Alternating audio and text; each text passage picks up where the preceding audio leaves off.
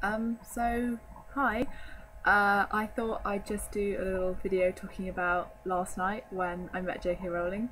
Partly just because I want to be able to remember this properly as best I can, and I thought a good way to do that would be to just record a video of me talking about it, and that might kind of help it'll stay in my head. So yeah, we went down to this, it's the Cheltenham Literary Festival, and so it was me and my friend, and so before the signing there was like a live interview on stage, and there was a Q&A, and that was just really good, and it just confirmed like how much I love J.K. Rowling and how just amazing she is. And yeah, but I'm not really gonna talk about that. So yeah, afterwards there was a massive queue forming. Obviously, some people were so rude actually before the interview and questions and answers actually finished. People were running out of the theatre to get downstairs to be in the front of the queue.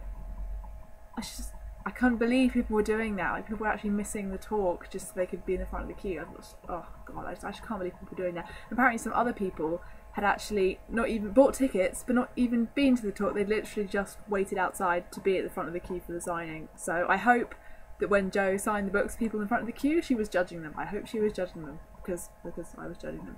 Anyway, as usual, I was like practically at the back of the queue, as what always happens with these things. Just unlucky. But actually the queue really wasn't that bad compared to other queues I've been in for premieres and just like other stuff. We were queuing less than 2 hours, and like the time really flew by really fast. Though the only real problem with the queue was that some bright spark at the Cheltenham Literary Festival had decided to organise a Benedict Cumberbatch interview and signing event straight after the J.K. Rowling one in the same building. So literally, just as all the J.K. Rowling people were running out of the theatre to get in the queue, all these crazy Sherlock people were coming in, like loads and loads of them, and they were all like trying to get up the stairs. We were trying to get down the stairs, and like half people didn't even know what queue they were in and what they were queuing for. And yeah, that was clever person who organised that. Never been on Tumblr in their lives. You know, didn't think that maybe it'd be a bad idea to have a massive Harry Potter event and a massive Sherlock type event in the same building. Just anyway, so that was interesting. Some people, I felt so bad for some people because they'd actually booked tickets for both the J.K. Rowling event and the Benedict Cumberbatch event, and obviously there wasn't time for them to get their book signed by J.K. Rowling and go to the Benedict Cumberbatch event. So there was this time when they had to choose whether they would go with J.K. Rowling and a book signed, or whether they would miss the Benedict Cumberbatch talk, or just, you know, whatever. So yeah, some people just kind of like ran out of the queue to go to Benedict Cumberbatch, and I was like, seriously, come on now, you know, don't you want to wait and get your book signed with J.K. Rowling, or do you want to go and see Benedict Cumberbatch? But whatever, some people's priorities are just wrong.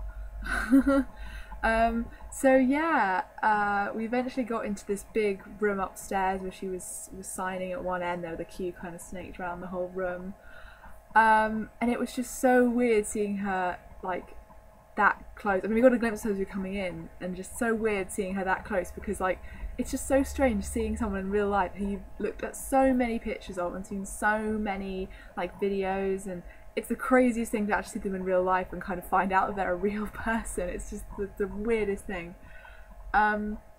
And I basically spent most of the queuing time thinking, oh my god, what the hell am I going to say? Because I've got to say something. I can't just get my book signed and then just walk away and like smile. No, I have to say something, but I don't want to come across like a complete psycho and, you know, like babble loads of incoherent crap at her. But, you know, I don't want to be like, hi, I love you, and I don't know, like I just didn't know what to say. So I spent the most of the time thinking about that and just like, oh please God, don't fuck up and make a total tit out of myself. So yeah, but by the time I got to her, I kind of was like, you know what, I'm just going to keep it simple with what I'm going to say. So, because the person in front of me hadn't said anything to her at all, and I was just like, okay, I've got to say something, but keep it simple, don't scream in her face, because she won't like that. So I just said, thank you so much, Jo, thank you for everything. And as soon as I said those words, and she looked up into my eyes, like I was like tearing up, because I thought, you know, yeah, just I couldn't help it, because it's just like just reaction just coming. And then as soon as I said that, she just grabbed my hand. She grabbed my hand, she just like held my hand for a second, and I was just like completely freaking out. I thought I was gonna die. I'm actually getting a bit like emotional even talking about it. But yeah, she just held my hand and just like looked in my eyes and smiled, and I was like, oh my god, this is not happening, this is not happening, this is a dream.